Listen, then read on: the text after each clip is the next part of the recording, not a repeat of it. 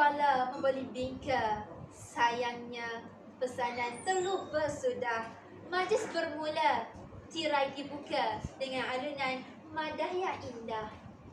Nadi ilmu amalan membaca, baca buku di mana-mana, melahirkan bangsa berjaya, hidup membaca, hidup bahagia. Hijrah bukan sekadar jalan menuju Tuhan, tetapi ia juga tentang adanya jiwa yang perlu disentuh. Baru atau lama bukan soalnya, kerana sepatu hijrah memerlukan sarung untuk sebuah perjalanan yang sukar tetapi indah. Assalamualaikum warahmatullahi wabarakatuh. Salam sejahtera, salam nadi ilmu, amalan membaca. Sebelum kaki mengorak langkah, sebelum lisan meneruskan bicara, izinkan saya memperkenalkan diri. Nama diberi tanpa dipinta. Nurul Husna binti Muhammad Sayuti, berumur 16 tahun. Merupakan seorang pelajar sains tulen dari kelas 4 Bestari di Sekolah Menengah Kebangsaan Besra Kuantan Pahang, Darul Makmur. Saya bercita-cita hendak menjadi seorang peguam yang berwibawa. Seterusnya, untuk pengetahuan hakim sekalian, saya telah dinobatkan sebagai tokoh dalam peringkat sekolah pada tahun 2023. Selain pencapaian yang melibatkan anugerah nilam, saya telah menyumbangkan banyak budi. Antaranya, saya menyertai pertandingan, penyertaan dan juga bengkel. Antaranya, saya telah dinobatkan Johan dalam pertandingan resensi buku kategori Bahasa Melayu dan pidato pada peringkat sekolah pada tahun 2023. Selain itu, saya telah mendapat naib Johan dalam pertandingan mencipta model M-Face 2N sama dengan 4 dan naib Johan dalam pertandingan Aku Programmer pada peringkat sekolah pada tahun 2023. Di samping itu, saya juga menyertai e-quiz pendidikan pencegahan dadah peringkat negeri Pahang pada tahun 2023. Di samping itu, saya juga menyertai Drone EDU Challenge peringkat negeri Pahang pada tahun 2022 dan juga 2023. Bukan itu sahaja, saya juga merupakan 10 pelajar terbaik dalam STEM quiz online peringkat daerah dan juga kebangsaan. Saya juga menyertai himpunan virtual Happily Kami Nak Hidup Sehat peringkat kebangsaan anjuran Kementerian Kesihatan Malaysia pada tahun 2023. Akhir sekali, saya merupakan salah seorang peserta Bengkel Nilam Got Talent peringkat daerah Kuantan pada tahun 2023. Saya merupakan pelajar perempuan terbaik kelab dan persatuan STEM pada tahun 2022, tokoh sasiah peribadi murid pada tahun 2020, pengerusi kelab Bahasa Melayu pada tahun 2023 dan naib pengerusi badan beruniform Pandu Puteri dan pengawas sekolah. Antara 5 buah buku yang telah saya baca ialah Nabi Khidir alaihi salam, Bismillah yang hilang, Sahabat Dunia Akhirat yang dinamakan Guru dan juga Sepatu Hijrah. Di antara kelima-lima buah buku yang saya baca, Sepatu Hijrah telah menjadi pilihan hati kerana ia merupakan salah satu bahan bacaan jalan menuju Tuhan. Buku Sepatu Hijrah ini mengandungi 173 buku surat dengan 37 bab di dalamnya yang mengisahkan tentang jalan menuju Tuhan. Buku ini berbentuk motivasi agama. Buku ini diterbitkan oleh grup buku Quran Craft Sedia Berhad pada tahun 2017. Saya pasti rakyat Malaysia mengenali peribahasa tak kenal maka tak cinta. Maka eloklah jika kita berkenalan dengan siapakah penulis di sebalik karya Sepatu Hijrah. Saudara Muhammad Akhiruddin merupakan anak kelahiran Singapura yang sangat meminati tulisan berbentuk motivasi agama, dan lahirlah buku Sepatu Hijrah karya Muhammad Akhiruddin pada tahun 2017. Meniti wasilah Nirmala yang pertama, pembukaan karya disajikan dengan kisah perjalanan penulis iaitu saudara Muhammad Akhiruddin yang mengalami sakit jantung yang kritikal sehingga berbagai-bagai persoalan yang bermain di benak akal fikiran beliau. Adakah ini saat dan waktu terakhir beliau ada untuk bersama dengan keluarga? Di dalam karya Sepatu Hijrah ini, penulis menekankan tentang redha yang menempatkan ilmu tentang perasaan redha dalam hati. Penulis teringat akan kata-kata gurunya bahawa perasaan redha ini adalah suatu perasaan yang sukar untuk dirasai. Apabila penulis mengalami sakit jantung yang kritikal sehingga menyebabkan beliau sukar menerima hakikat dan hanya memikirkan soal kematian. Oleh itu, redha ialah sebuah perasaan yang mudah diungkap tetapi sukar untuk dirasai.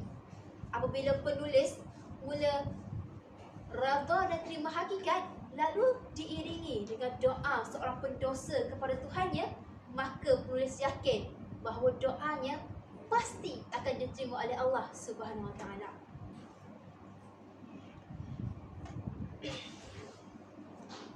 Seterusnya,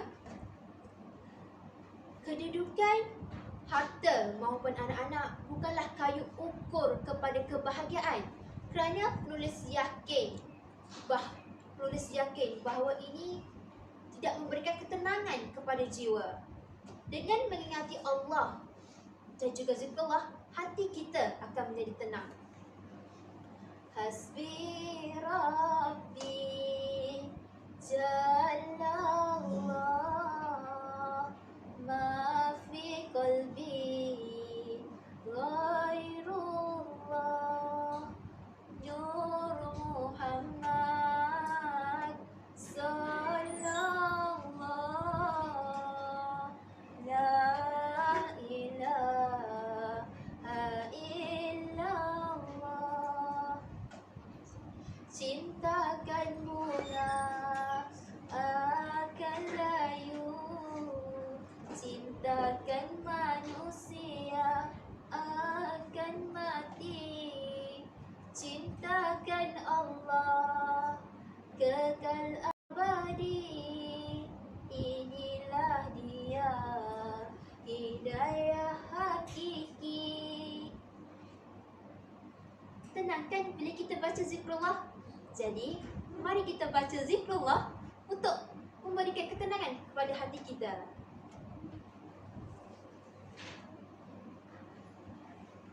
Lantaran itu,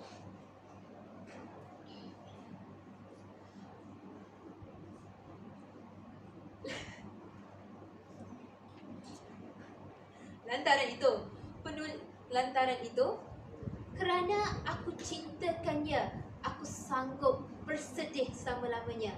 Inilah dialog yang dinyatakan dalam bab klimaks, iaitu musibah tidak sia-sia. Musibah terbesar dalam kehidupan manusia adalah apabila hilangnya agama dalam genggaman tangan. Penulis teringat akan kata-kata gurunya, kata-kata gurunya iaitu Syekh Zainul Asri. Musibah terbesar dalam kehidupan manusia adalah apabila hilangnya agama dalam genggaman tangan.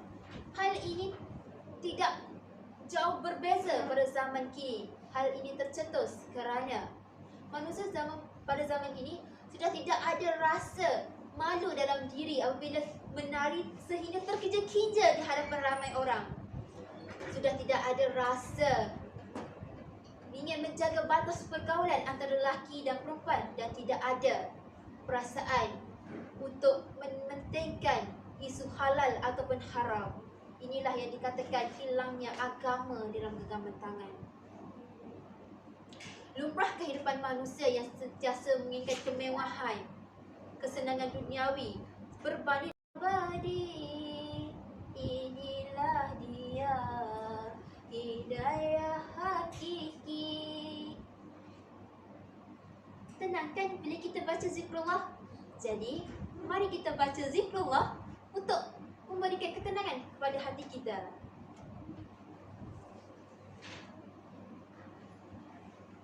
Lantaran itu,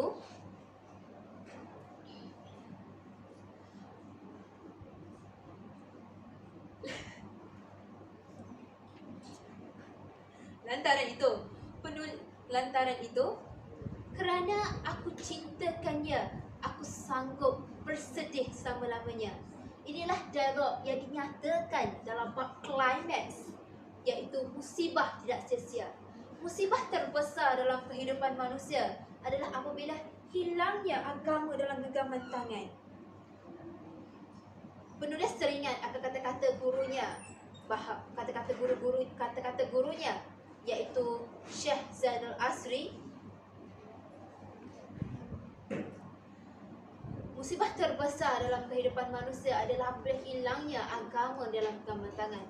Hal ini tidak jauh berbeza pada zaman kini. Hal ini tercetus kerana manusia pada zaman kini sudah tidak ada rasa malu dalam diri apabila menari sehingga terkeja-keja di hadapan ramai orang. Sudah tidak ada rasa ingin menjaga batas pergaulan antara lelaki dan perempuan, dan tidak ada perasaan untuk mementingkan isu halal ataupun haram. Inilah yang dikatakan hilangnya agama dalam genggaman tangan. Lumrah kehidupan manusia yang sentiasa menginginkan kemewahan, kesenangan duniawi berbanding ukhrawi yang sudah terjamin mewahnya. Inilah realiti dan bukannya fantasi. Sebagai akhir mukaddimah, penulis berkata bahawa ujian menjadikan diri kita kuat.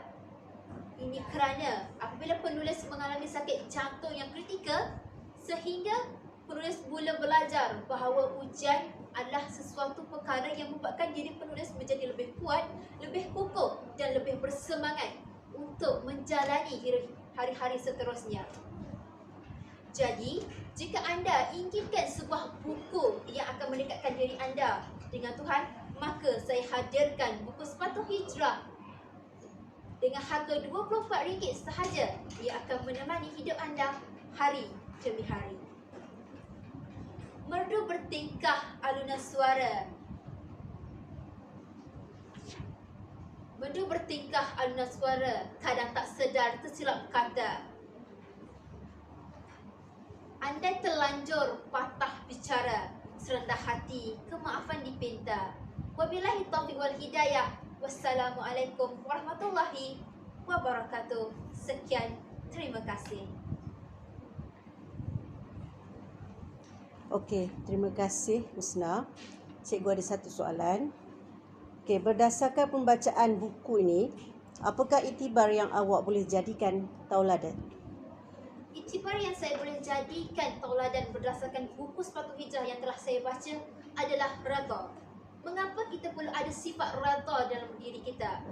Jika kita lihat dunia pada zaman kini, apabila kita ditimpakan sebarang ujian, maupun ujian itu kecil maupun besar, perasaan redha itu tidak ada dalam hati. Sedangkan Nabi kita sendiri ditimpakan ujian yang berat untuk menyampaikan dakwah Islam kepada kita semua.